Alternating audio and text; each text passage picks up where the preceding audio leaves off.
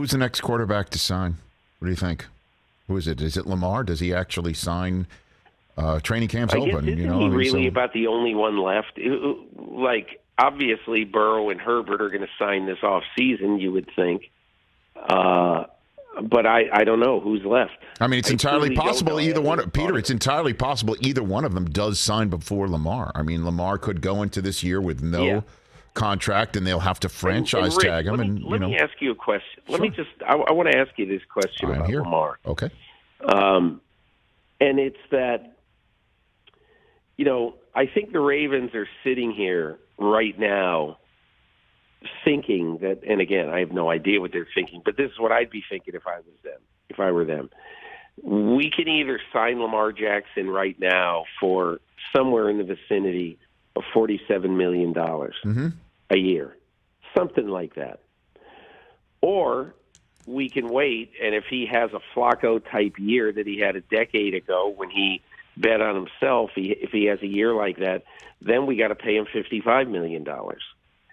So maybe they say, we know we're going to sign him anyway, so maybe we ought to just bite the bullet and do it now. But there's one thing that makes me a little bit uneasy about Lamar. He's played 4 playoff games. He has not played well in a single one of them, I don't think. So that's 4 games. 1-3 record. I think he's averaged 13 points a game or something like that. And that makes me uneasy. You're not drafting or you're not paying Lamar Jackson, whatever they're going to pay him, $40 or $50 million a year, to beat the Browns in October. You're paying them to beat the Bills in January. No doubt about that, Peter. And so my answer to that is, my kids go to a summer camp that has a very Baltimore, centric base within it. Okay, there's a ton of. Yep. They're all wearing 8 jerseys, man.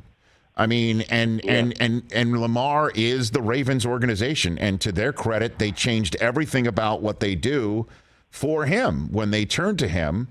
And I know he hasn't played, as you say, well in a playoff game, but part of that may also be, where's the game breaker out wide, right? Like, let me see somebody of Jamar Chase's status drafted for him.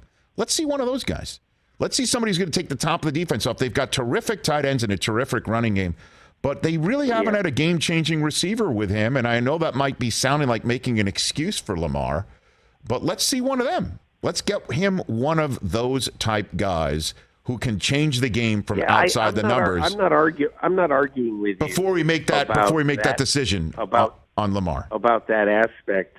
Now you don't have the ability to do that. You can't wait for it because they don't have one now. Right. The earliest they could have one is next off season, and you've got to do something with them before the 23 season. So, look, I just know this.